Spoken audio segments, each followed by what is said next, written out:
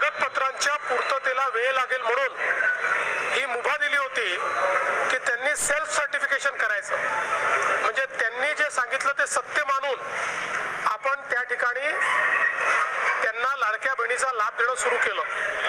पण अर्थातच आपण ज्यावेळी कुठलाही सरकारी पैसा खर्च करतो त्यावेळी त्याचं CAGचं ऑडिट होतं आणि CAGच्या ऑडिटमध्ये निकषांप्रमाणे अर्ज आहेत की नाही याची माहिती द्यावी लागते आणि म्हणूनच योजना सुरू झाल्यानंतर आपण त्याचं KYC सुरू केलं आणि वेगवेगळे जे डेटाबेस होते त्याच्याशी कंपॅरिझन सुरू केलं, ज्याच्यामध्ये इन्कम टॅक्स विभागाकडनं आपण माहिती घेतली, सरकारचे जे काही कर्मचारी आहेत त्यांचं जिथलं पेमेंट होतं त्या पोर्टलमधनं आपण माहिती घेतली, जो काही आपला परिवहन विभाग आहे याच्यामध्ये मोटरची ओनरशिप कोणाकडे आहे 4 व्हीलरची याच्या डेटाबेसची माहिती घेतली, रेशन कार्ड याच्या डेटाबेसची माहिती घेतली आणि ही सगळी माहिती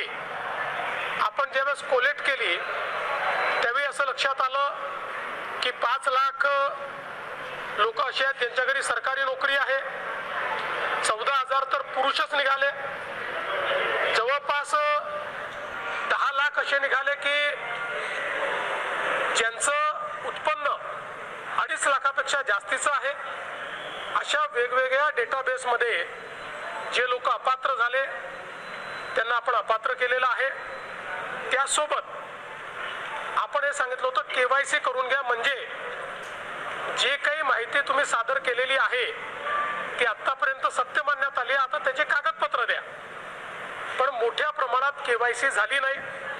आता एक गोष्ट आपण लक्षात घ्या की ज्यांना अर्ज करता येतो, सेल्फ सर्टिफिकेशन करता येतं, त्यांना KYC करता येत नाही असं मानणं काही योग्य नाही। पण जवळपास 9 महिने सातत्याने पाठपुरावा केल्यानंतरही ज्यांनी KYC केली नाही ते अर्थातच कुठला तरी एखादा निकष पार पाडत नाही म्हणून त्यांनी KYC केली नाही आणि म्हणून हे जे काही आता या ठिकाणी जवळपास जे काही तुम्ही सांगितलं 60 लाख 80 लाख जो काही आकडा तुम्ही दिलेला असेल तर ते लोक या योजनेच्या पात्रतेचे निकष हे पूर्ण करताना दिसत नाही। राज्यातील सर्व अपात्र लाडक्या बहिणींसाठी, त्याचबरोबर ज्या बहिणींची KYC झाली असूनही सक्सेसफुलचा मेसेज आला असूनही त्यांना जे हप्ते रखडलेले आहेत त्यांच्यासाठी सुद्धा हा व्हिडिओ अतिशय महत्त्वाचा राहणार आहे। आपण यामध्ये बघणार आहोत की आपण पात्रता नेमकी कशी मिळवायची। आपण अपात्र झालो आहेत पण आता नवीन KYCला सुरुवात होणार आहे लवकरच आणि त्यामध्ये आपल्याला आपल्या पात्रतेची जे काही निकष आहेत त्यामध्ये आपल्याला कसं बसायचं आहे, निकषांमध्ये आपल्याला पात्रता कशी घ्यायची आहे हे आजच्या व्हिडिओमध्ये सांगणार आहे। संपूर्ण माहिती डिटेलमध्ये आपण जाणून घेऊया। नमस्कार, मी देवानंद गवांदे आणि आपण बघत आहात टेक्निकल मराठाजी। तर ताईंनो, तुम्ही जर या चॅनलवर नवीन आला असाल तर चॅनलला नक्की सबस्क्राईब करा, व्हिडिओला लाईक करा आणि शेअर करायला विसरू नका। चला तर आजच्या व्हिडिओला सुरुवात करूया। तर ताईंनो, तुम्हाला माहीतच असेल की 80 ते 81 लाख बहिणी या योजनेतून अपात्र करण्यात आलेल्या आहेत। त्यांचा लाभ त्यांना थांबवण्यात आलेला आहे। आता हे का थांबवण्यात आले आहेत, त्यांना अपात्र का घोषित करण्यात आले आहेत, तर एक तुम्हाला माहीत असेल की देवेंद्रजी फडणवीस यांनी स्पष्टता सांगितलेलं आहे की या बहिणींनी आपले निकष पूर्ण केलेले नाही आहेत। कोणता तरी एक निकष त्यांचा चुकला आहे आणि त्यामुळेच त्यांना या योजनेतून अपात्र करण्यात आलेलं आहे। आता तुम्ही म्हणाल तर आमच्याकडे 4 चाकी वाहन नाही आहे किंवा मग आम्ही इन्कम टॅक्स भरत नाही आहे किंवा मग आमच्या घरी कुणीही सरकारी नोकरीवर नाही आहे, तर हे तर झाली एक गोष्ट।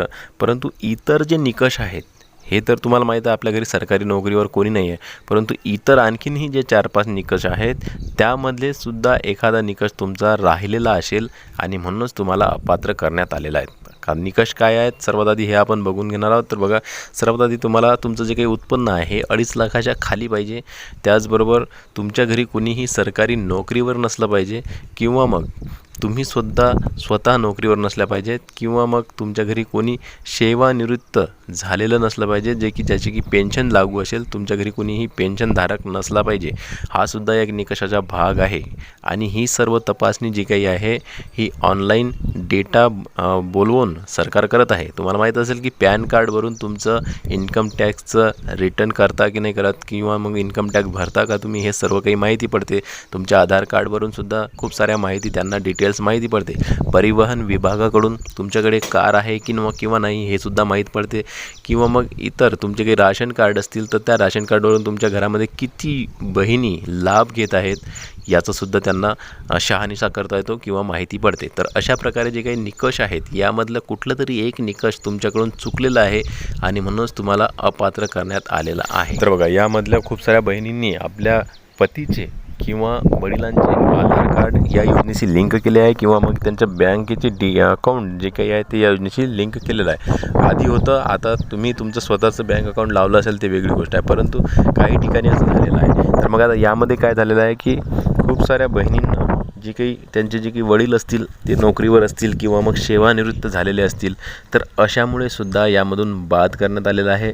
तर त्यासाठी तुम्हाला काय करावं लागेल, तुमचं स्वतःचं आधार कार्ड या लिंकवर किंवा मग आपलं जे काही पोर्टल आहे तिथं अपडेट करावं लागणार आहे. तुम्हाला लाडकी बहीण योजनेची जी वेबसाईट आहे तिथं जाऊन तुम्हाला ते अपडेट करावं लागणार आहे. त्याचबरोबर तुमच्या जे काही पती असतील त्यांचं जे काही इन्कम असेल ते सर्व त्यांच्या पॅन कार्डवरून त्यांच्या आधार कार्डवरून सरकारला माहीत पडते.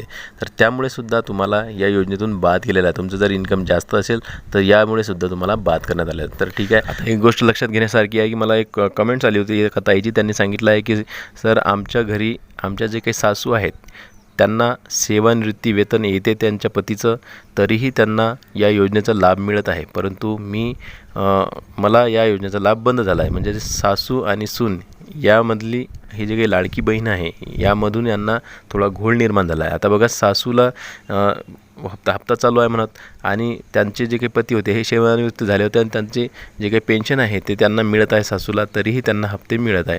आता यामध्ये दोन गोष्टी आहेत ताईंनो. एक गोष्ट लक्षात घ्या, तुम्ही जर एकत्रितच राहत असाल तर मग तुम्हाला हा लाभ मिळणार नाही, तुमच्या सासूलासुद्धा मिळणार नाही.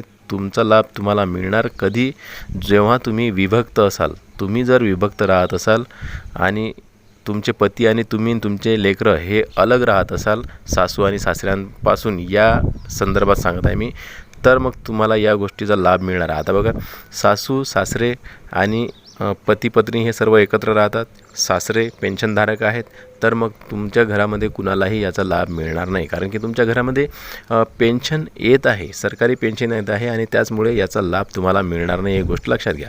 आणि तुम्ही जर विभक्त राहत असाल आणि तुमचे सासू सासरे वेगळे राहत असतील आणि ते पेन्शनधारक असतील तर मग तुम्हाला याचा लाभ मिळणार आहे. कारण की तुमच्या घरात कुणीच नाही, तुमच्या घरात फक्त तुम्ही आणि तुमचे पती आणि तुमचे लेकरं आहेत आणि म्हणूनच तुमच्या घरात पेन्शन लागू नाही आहे आणि म्हणून तुम्हाला या योजनेचा लाभ मिळणार आहे. तर ह्या दोन कंडिशनमध्ये या योजनेचा लाभ अशा प्रकारे मिळू शकतो. तर आता आपण बघणार आहोत की आपल्याला पात्रता नेमकी कशी, जे काही निकष आहे या निकषांमध्ये पात्रता कशी मिळवायची. तर बघा ताईंनो, सर्वात आधी तुमचं जर कोणतं कागदपत्र कमी पडत असेल या योजनेसाठी तर ते तपासा. तुम्हाला लाडकी बहीण योजनेच्या वेबसाईटवर जाऊन आपल्याला हे कागदपत्र पूर्ण तपासायचे आहेत आणि त्यामध्ये जर काही कमी पडत असेल तर तिथंच तुम्हाला ते अपलोड करायचे आहे आणि अपडेट करायचं आपलं खातं. ठीक आहे. त्यानंतर तिथं जर तुमच्या त्यांना होत नसेल तर जिल्ह्याच्या किंवा तालुक्याच्या महिला व बाल विकास विभागामध्ये जाऊन त्यांना आपली तक्रार करायची आहे की आमचे काही कागद त्रुटी राहिली आहे का ते आम्हाला तपासायची आहे. आणि जर तिथं काही त्रुटी असेल, ते अधिकारी असतील ते तुम्हाला तिथं दाखवून देतील की नेमकं तुमचा हप्ता का रखडलेला आहे, तुम्हाला अपात्र का घोषित करण्यात आलेला आहे. आणि तिथंच मग तुमचे जे काही कागदपत्र जर बाकी राहिले असेल काहीतरी तर तिथं तुम्ही ते कागदपत्र देऊन आपली कंप्लीट तिथं जे काही कागदपत्रांचं अर्ज आहे तो तिथं करू शकता आणि अपडेट करू शकता. अशा प्रकारे तुम्ही आपली KYCमध्ये पात्रता मिळवू शकता ताईंनो. परंतु तुम्हाला माहीत असेल की पात्रता तुम्हाला त्यासाठी लागणारे जे काही निकष आहेत त्या निकषांमध्ये तुम्ही बसायला पाहिजे. आणि आता जे काही नवीन KYC सुरू होणार आहे त्यामध्ये तुम्हाला पुन्हा KYC करायची आहे. ज्या बहिणींनी केलेली आहे ज्यांचे पैसे रेग्युलर येत आहेत त्यांनी करायची नाही आहे. ज्या बहिणींचे पैसे रखडलेले आहेत किंवा ज्या बहिणी आपली KYC करूच शकल्या नाहीत अशा सर्व बहिणींनी यावेळेस KYC नक्की करायची आहे, कारण की ही शेवटची संधी आहे. यानंतर कुठल्याही प्रकारची संधी मिळणार नाही. डायरेक्ट ही योजना तुम्ही जर यामध्ये KYC केली नाही तर समजून जायचं की तुम्हाला यामध्ये आता डायरेक्ट बाद करण्यात आलेलं आहे. तर व्हिडिओ आवडल्यास लाईक करा. भेटूया पुन्हा नवीन एका व्हिडिओमध्ये. तोपर्यंत जय महाराष्ट्र.